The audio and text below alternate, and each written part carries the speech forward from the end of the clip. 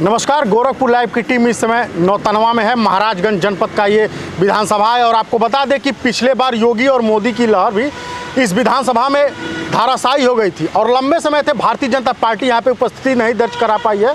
इसका कारण है कि दो परिवारों के इर्द गिर्द यहाँ की राजनीति घूमती है, एक अमरमणि का परिवार और एक कुंवर अखिलेश सिंह का परिवार। कुंवर अखिलेश जी हमारे साथ बात करने के लिए मौजूद है। गोरखपुर लाइव में आपका स्वागत है। धन्यवाद। सबसे पहला सवाल ये है कि घोषणा पत्र जारी हो गया है सभी दलों का, किन मुद्दों पे चुनाव लड़ा जाएगा? लगातार लोग लुभावने वादे किए जा रहे हैं।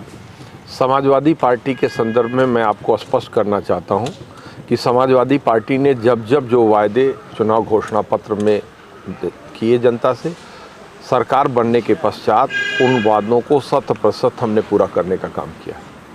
अभी वर्तमान में जो हमारा चुनाव घोषणा पत्र जारी है उसमें मुख्य रूप से हम जिन गरीब परिवारों को समाजवादी पेंशन दिया करते थे और भारतीय जनता पार्टी की सरकार ने वो समाजवादी पेंशन बंद कर दिया, हमारी सरकार बनने पे हम उस समाजवादी पेंशन को पुनः चालू करेंगे और प्रति परिवार 1500 रुपये मासिक की उनको समाजवादी पेंशन देने का काम करेंगे। 300 यूनिट बिजली हम फ्री में देने का काम करेंगे, चाहे वो जिस भी परिवार का हो। उसके साथ साथ जो लघु और सीमांत किसान हैं, उन लघु और सीमांत किसानों को हम 1 वर्ष में 2 बोरी डीएपी और 5 बोरी यूरिया फ्री देने का काम करेंगे। जो किसान कृषि ऋण लेते हैं बैंकों से केसीसी के द्वारा, उस पर जो 4% ब्याज उनको देना पड़ता है, उस ब्याज को हमारी सरकार बनने पे हमारी सरकार देने का काम करेगी। वो किसानों को ब्याज देना नहीं पड़ेगा। इसके साथ साथ ही जिन किसानों ने बिजली का कनेक्शन लेकर के ट्यूबवेल लगाने का काम किया है, उन किसानों की बिजली बिल्कुल माफ़ होगी। कहने का मतलब ये कि पूर्व में हमने नहरों की सिंचाई को माफ़ किया था, अब निजी ट्यूबवेल के भी जो उनका बिजली का देय है वो भी माफ़ रहेगा। इसके साथ साथ प्रति माह 1 लीटर पेट्रोल हम अपने नौजवानों को स्कूटी और मोटरसाइकिल के लिए देने का काम करेंगे। साथ ही साथ हम जनता से ये भी वादा करते हैं कि जो ये राशन योजना लागू कर रही है सरकार, इनकी योजना मात्र 31 मार्च तक है और देश के अन्य राज्यों में ये योजना नहीं है, लेकिन हमारी सरकार बनने पे हम इस योजना को 5 साल तक लागू रखने का काम करेंगे और गरीबों को साथ ही 1 किलो प्रति माह घी भी देने का काम करेंगे। सारी योजनाएं तो हो गई। योगी आदित्यनाथ कह रहे हैं बिजली देंगे नहीं तो बिल नहीं लगेगा, और पेंशन की जो बात है वो आरोप लग रहा है कि उन्हीं की सरकार में बंद हुई थी। पहले ये जानकारी करे समाजवादी लोग। नहीं, ये गलत बात कह रहे हैं। योगी जी तो ये कहते हैं कि बिजली आती ही नहीं थी। तो मैं बड़े ही विनम्रता के साथ योगी जी से पूछना चाहता हूँ कि 2012 से 2017 तक उन्होंने गोरखनाथ मंदिर के बिजली के भुगतान को किया है या नहीं किया? अगर बिजली आती नहीं थी तो उन्होंने भुगतान क्यों किया? वो सम्मानित संसद सदस्य थे।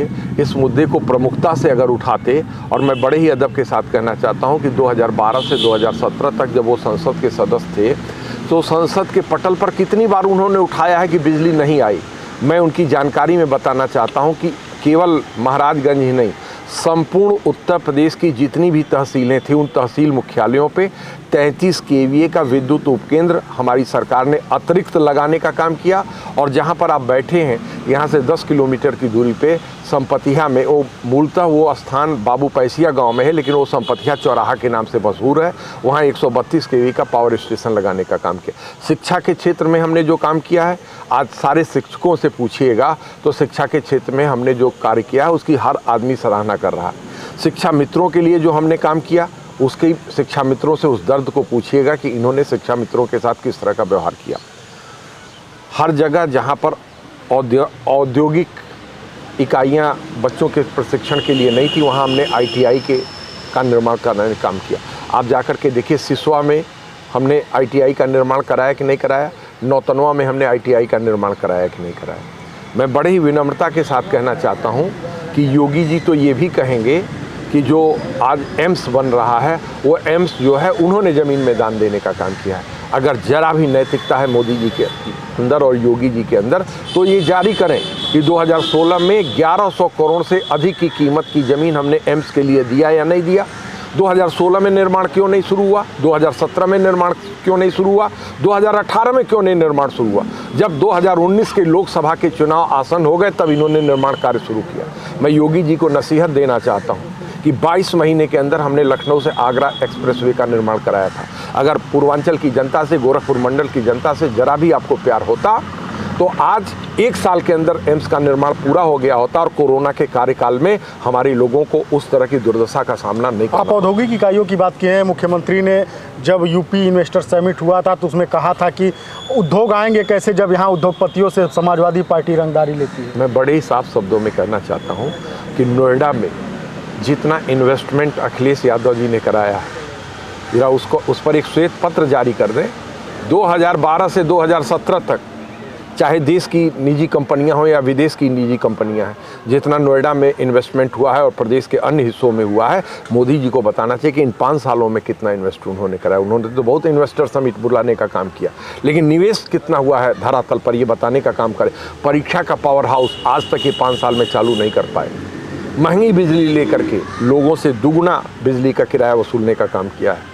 मैं साफ शब्दों में कहना चाहता हूं कि हम महंगी दर पे बिजली नहीं खरीदने का काम करेंगे, हम सस्ते दर, आधे दर पर बिजली खरीद करके लोगों को बिजली मुहैया कराने का काम करेंगे और गरीबों को 300 यूनिट तक बिजली फ्री देने के वादे को पूरा करेंगे। एक और सवाल है, अब नौतनवा की राजनीति पे आते हैं। अभी हमारी जब टीम भारतीय जनता पार्टी के उम्मीदवार के पास गई थी तो वहाँ पे स्थानीय लोग कह रहे थे कि बाहरी होने का आरोप लग रहा है। एक परिवार ऐसा भी है जो यहाँ पे नौकरी करने आया और यहाँ पूरी राजनीति पे कब्जा करके बैठा है। पहले तो मैं आपको ये स्पष्ट कर दूं कि हम नौकरी करने आए ही नहीं।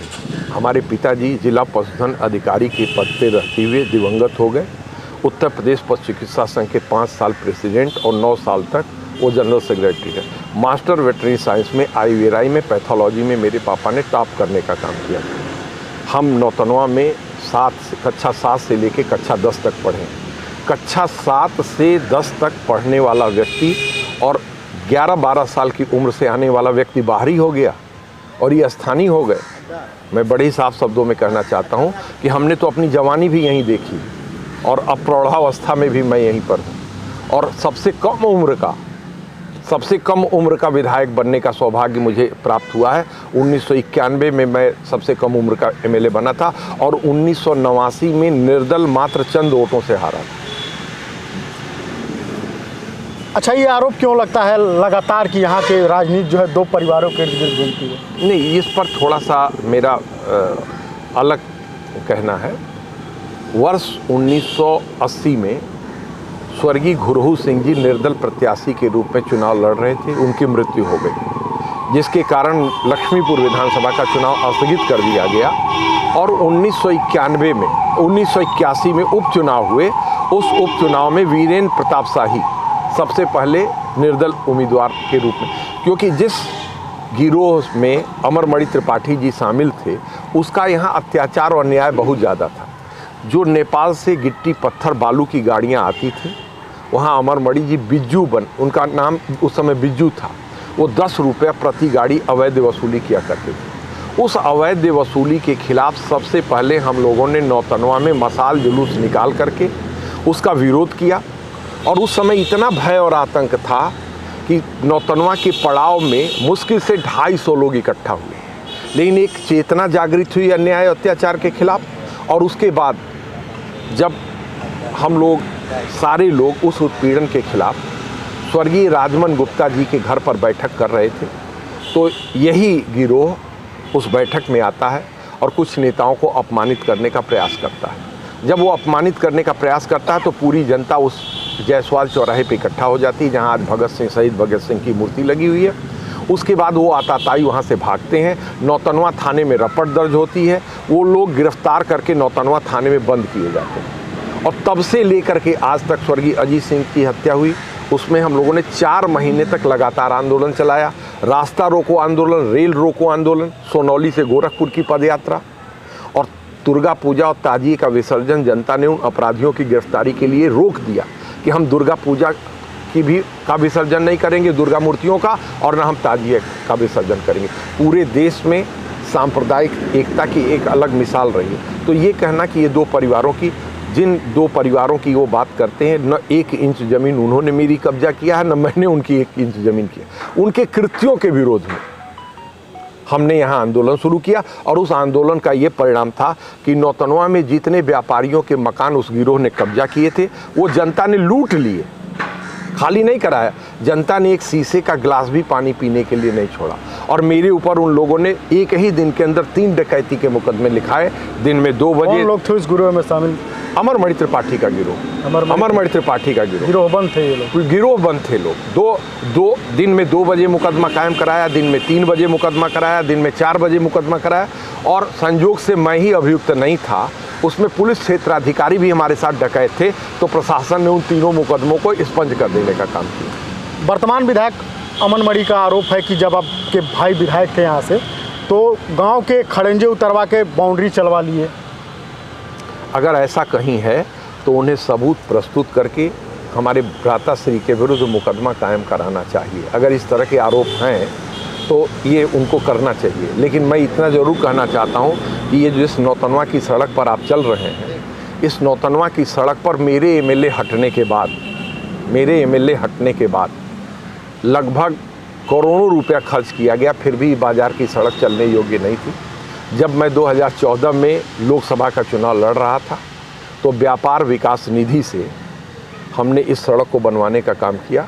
और सड़क के किनारे की जो स्थिति थी खुदाई की, अगर उसको आप देखते और उस पर ही अगर लेपन हो जाता तो ये जितनी बड़ी बड़ी गाड़ियाँ चल रही वहीं धंस जाने का काम करती। उसकी खुदाई कराई गई। तो पूछिए कि इसी शहर के जो ईंटें थे क्या वो कहीं लगा दिए गए या उस विभाग ने ही उसको कंज्यूम करने का काम किया। ये वह इनकी ये घिनौना आरोप है। उनको मैं बताना चाहता हूँ कि वो मकान कब्जा करके रहते हैं और हम उनका जो डिग्री कॉलेज है वो मात्र 49 डिसमिल में है।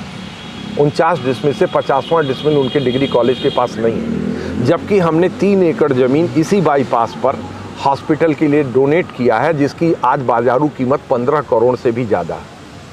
और चाहे तो आप उसका वीडियो शूट कर सकते हैं। उन्होंने कहा कि नौतनवा मार्केट के लोग उनके खिलाफ नहीं बोलते हैं, वो व्यापारियों से रंगदारी लेते हैं। ये नौतनवा मैं बड़े अदब के साथ कहना चाहता हूँ कि गोरखपुर में आज भी रंगदारी जारी है।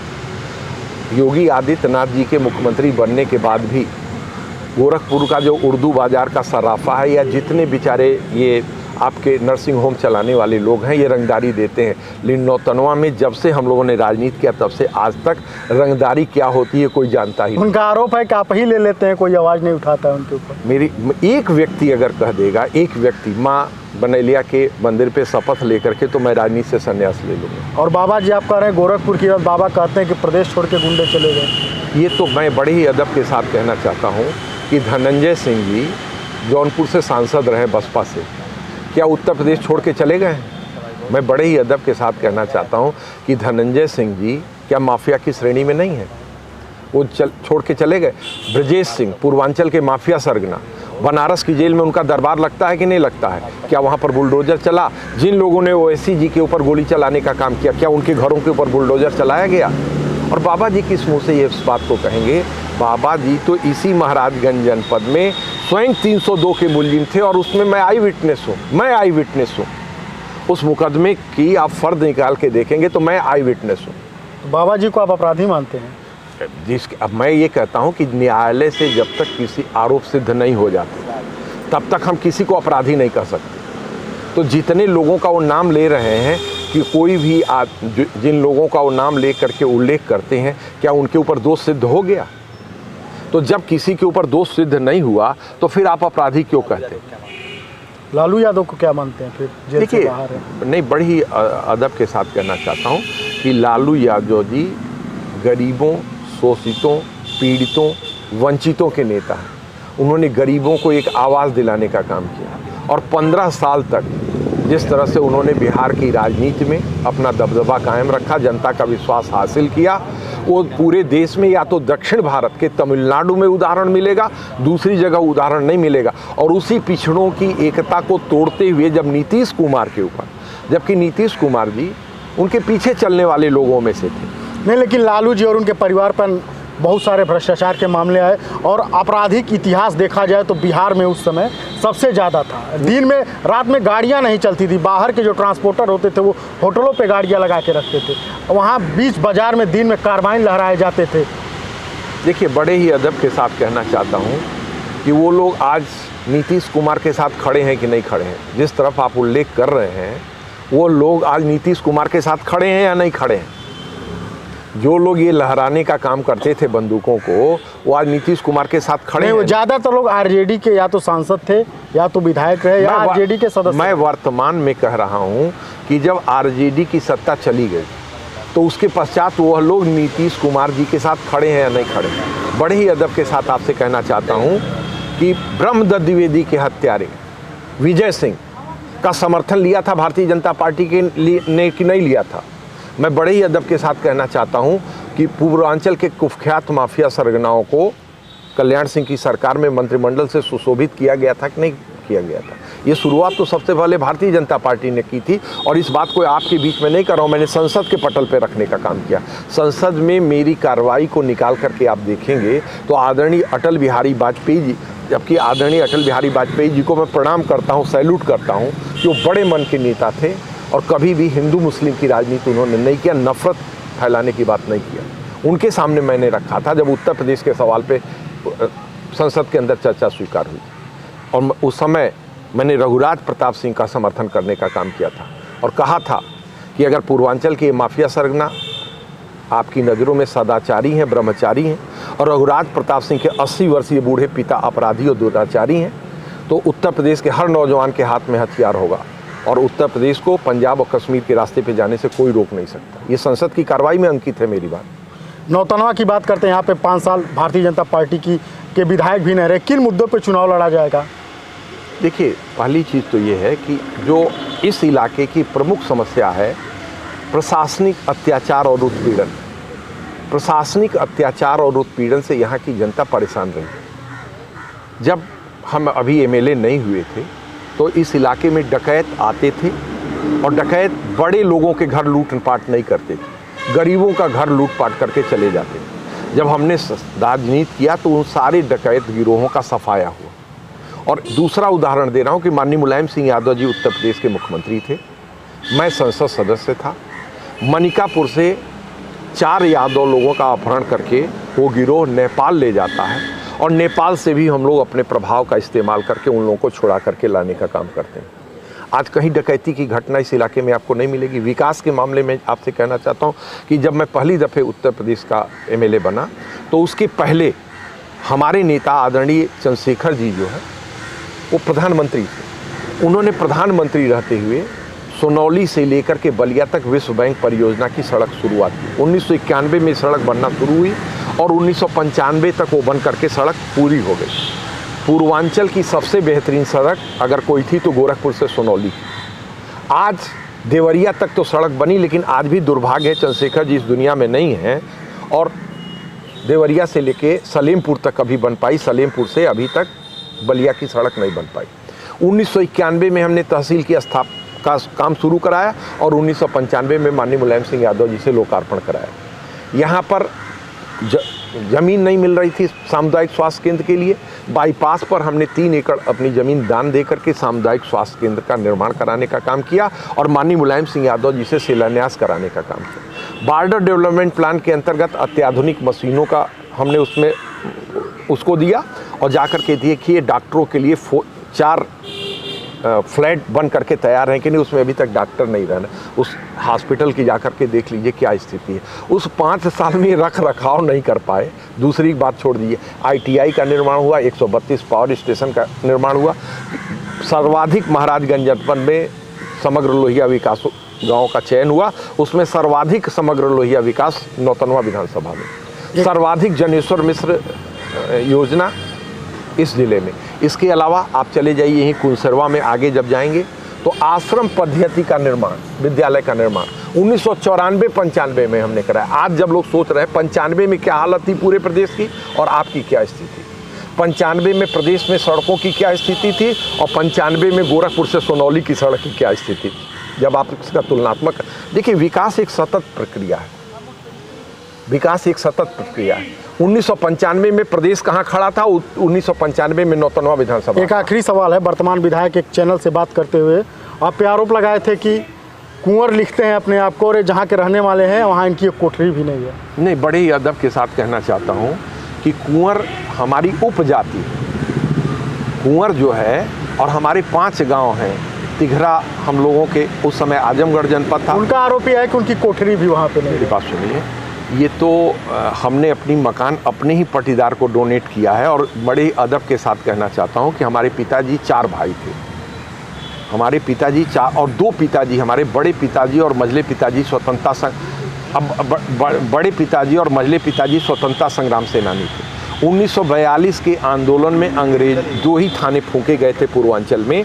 एक थाना चौरी चौरा था, दूसरा थाना था मधुबन में, जिसमें हमारे पटीदारी के बाबा मुन्नी कुंवर जी शहीद हुए थे। मेरे पिताजी का नाम डॉक्टर घनश्याम कुंवर, मेरे बड़े पिताजी का नाम मुसाफिर कुंवर, मेरे मझले पिताजी का नाम वृंदा बिहारी कुंवर और मेरे छोटे चाचा जी का नाम कामता कुंवर। तो कुंवर हमारी उपजाति, उनका जो ये कहना कुंवर हमारी उपजाति है और पूरा गांव ही हमारा कुंवर है, तिघरा गांव ही कुंवर है।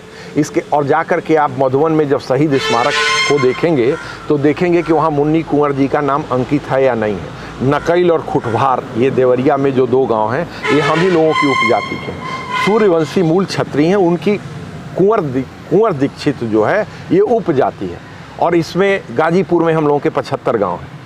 जब मऊ से जैसे ही चलेंगे तो अब वह अपनी वंशावली को बतावें। मैं कुछ कहना नहीं चाहता कि, लेकिन जिस जगह के वो रहने वाले हैं वो कौन से ब्राह्मण उस पर। और मैं जाति पात में कोई विश्वास नहीं करता, मेरा जाति पात में कोई विश्वास नहीं है, लेकिन उनको अपने खानदान की ओरिजिन बतानी चाहिए। हमारा परिवार तो स्वतंत्रता संग्राम सेनानी रहा। अखिलेश जी, आपने गोरखपुर लाइव से इस बात के लिए धन्यवाद।